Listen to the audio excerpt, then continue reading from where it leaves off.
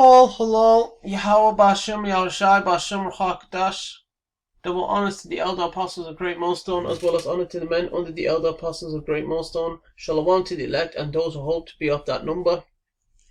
This video is called We Can't Be Offended by Prophecy Part 4. I repeat, this video is called We Can't Be Offended by Prophecy Part 4. The previous video was called We Can't Be Offended by Prophecy Part 3. This current video is called We Can't Be Offended by Prophecy Part 4.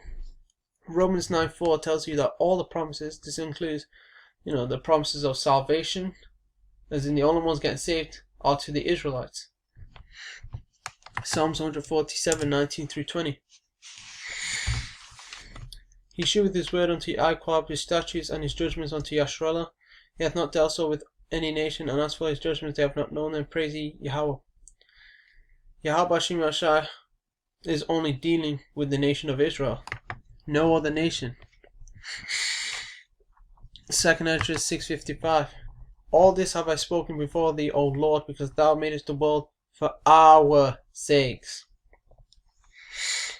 Yahweh Hashem Yashai made the world for Israel's sake. And then if you read the next verse, tells you about the other nations in comparison to Israel. This links with Isaiah. This is a precept to Isaiah 40:15-17. As for the other people which also come of Adam, the other 17 nations, the heathen, thou hast said that they are nothing, but be like unto spittle, and hast likened the abundance of them unto a drop that falleth from a vessel. Imagine you've got a mop with a mop bucket full of water. If a tiny drop falls from that mop bucket of water, you won't care. That's how it is. Mosai doesn't care about these other nations. They're insignificant to him. Less than nothing, as Isaiah 40:15-17 says. And I want to get this word spit over here. Yes, the world was made for our sakes, Yasharallah. Spittle, saliva, especially as ejected. And saliva, the tiny spit, is tiny.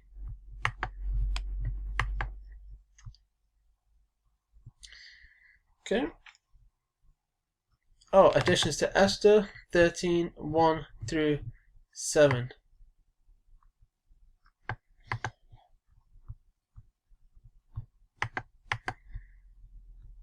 Additions to Esther chapter 13 verses 1-7.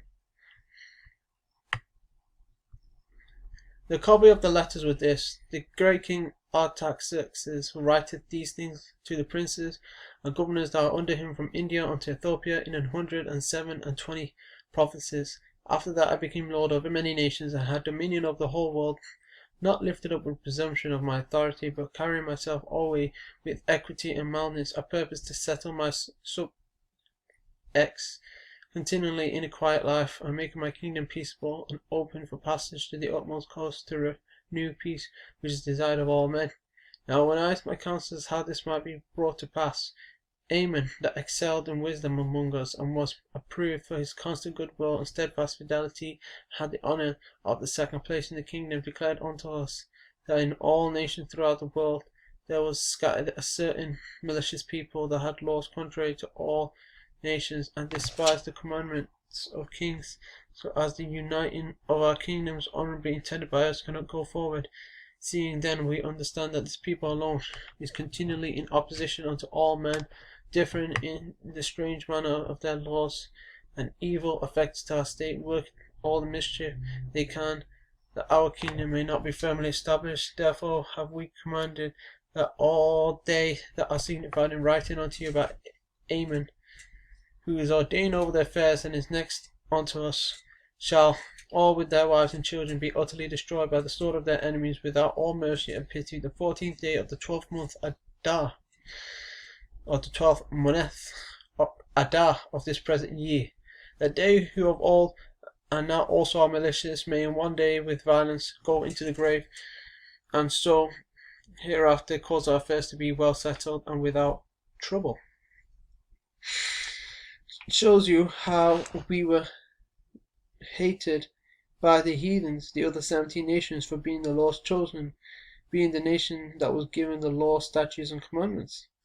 All men desire peace, though the wicked desires peace only if he's on top ruling.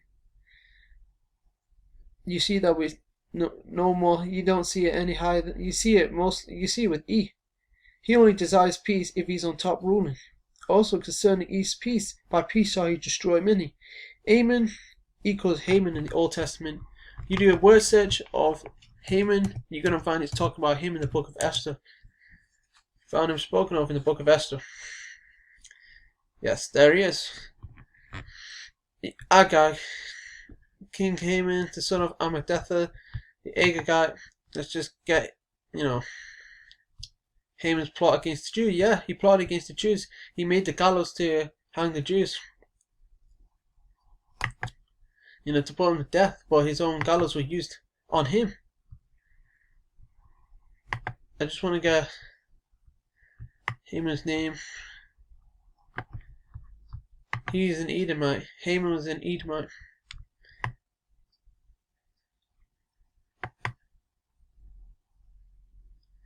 Haman, of a noble of Persia, celebrated on account of his plot against the Jews. Esther 3:1. In regard to immortality, okay.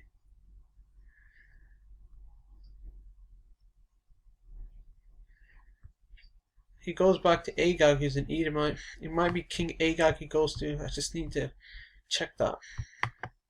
But yeah. Haman can be traced, back to King Agag and Amalekite. Verse 4. Let's go on to it. It says verse 4. Declared unto us that in all nations throughout the world there was scattered a certain malicious people. It's talking about the Israelites that had laws contrary to all nations. They had the laws of the Most High. The Lord the Most High, and continually despised the commandments of kings, so as the uniting of our kingdoms honorably intended by us cannot go forward. Verse 4, same thing right with the NWO. It's pretty much like the NWO. These kingdoms wanted to unite each other in wickedness, because that's what the NWO is. It's coming all together in wickedness. Verse 5, they lie about the Israelites, saying they're working mischief when they're not.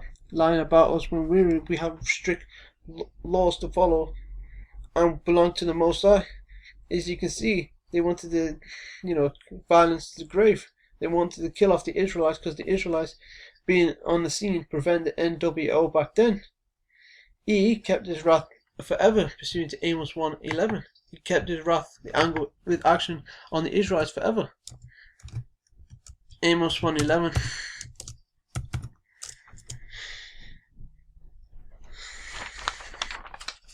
Thus saith Yahweh, for 3 transgressions of Edom, and for 4, I will not turn away the punishment thereof, because he did pursue his brother with the sword, and did cast off all pity, and his anger did tear perpetually, and he kept his wrath forever.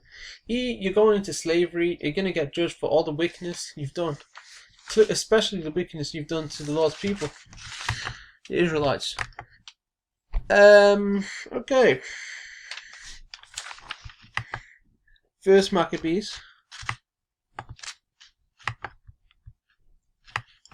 Sorry.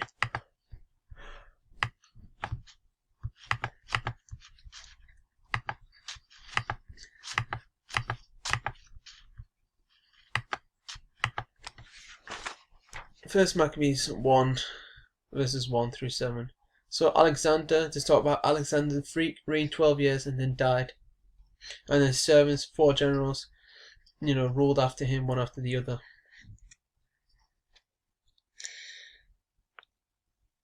And then verses 10 through 15. And there came out of them a wicked ruler, Antiochus, surnamed Epiphanes, son of Antiochus the king, who had been a hostage of Rome, and he reigned in the 137th year of the kingdom of the Greeks. In those days went there out of Yasharallah, Israel, wicked men who persuaded many, saying, let us go and make a covenant with the heathen that are round about us, for since we depart from them we have had much sorrow, and you have that in today's time. So this device pleased them well. Then certain of the people were so forward herein that they went to the king, who gave them license to do after the ordinances of the heathen, whereupon they built a place of exercise at Yerawa Shalom, according to the customs of the heathen, and made themselves uncircumcised and forsook the holy covenant. So they stopped keeping the law, statutes, commandments, and joined themselves to the heathen, and were sold to do mischief. You had to sell out Israelites back then, and you've got it in this time. Alexander, you can see in verse 7, Alexander the Edomite, he rules for 12 years and then dies. And the kingdom of Greeks is the kingdom of the Edomites, who moved into Yawan, Greece, pushed out the sons of Japheth, Japhet, out there and put the name on themselves. And he's done it also. He claims to be the original Europeans and the original Israelites, when we know the original Europeans were the sons of Japhet, the sons of Japheth, and the original Israelites are the Negroes, Latinos, and Native Americans. Of course, you got those liking on the Israelite foreigners and those that liking on to the speckled bird scattered among the heathen. You always had wicked Jakes that played, from the other side. Jake setting out to get out persecution. And the scriptures tell us in Ecclesiastes 1:9, it's not new under the sun. So don't be surprised if you got certain congregations where you got sellout Israelites. I mean, I've got some to name, but I think you already know. Second Maccabees, same chapter. Second Maccabees 41 through 52. I mentioned this in a previous part of this topic. Second Maccabees 1:41 through 52. Moreover, King Antiochus wrote to his whole kingdom that all should be one people, and that everyone should leave his laws. So all the heathen agreed according to the commandment of the king. Gave many also of the Israelites consent to his religion, and sacrificed with idols, and profaned the Sabbath. For the king had sent letters by messengers unto Yerushalayim and the cities of Judah, that Yahweh, that they should follow the strange laws of the land and forbid burnt offerings, the sacrifice and drink offering. The Hellenization of the Jews begins in this chapter, and this is history that wacky-tacky Christianity doesn't talk about, miss out, because they believe the Apocrypha is not part of the Bible when it is.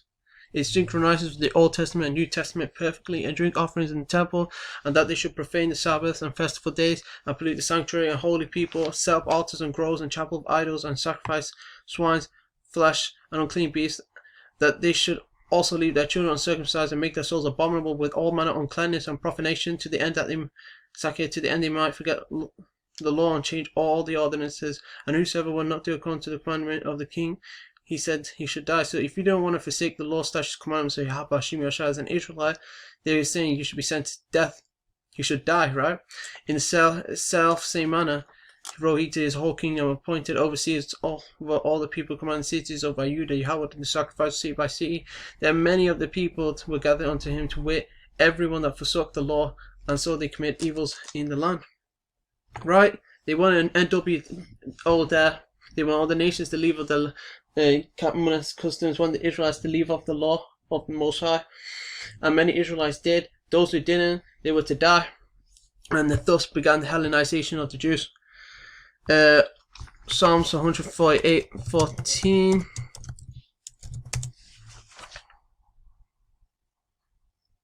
He exalted the horn of his people, the praise of all his saints, even of the children of Israel, by Yashrallah, people kneel unto him, praise ye Yahweh. Right, Obadiah 1:18.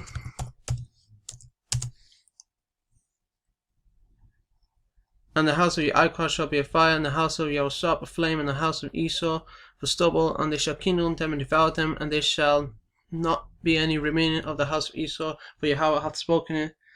Yahweh said there will remain no Edomites. The Edomites are going to be gathered together and extinguished by fire. Matthew 15:24. And that's going to happen in the kingdom of heaven after Esau serves his 1,000 years of captivity. Matthew 15:24. But he answered and said, I am not sent but unto the lost sheep of the house of Israel. Plain. Jeremiah 23:29. Oh dear.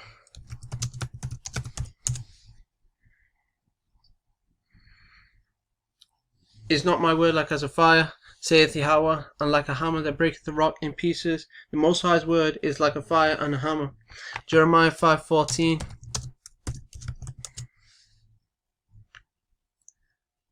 Wherefore thus saith Yahweh, power of hosts, because ye speak this word, behold, I will make my words in thy mouth fire, and this people wood, and it shall devour them. And you see that with the prophets, the words are fire. Luke 21:5-8. But I'm going to leave it there.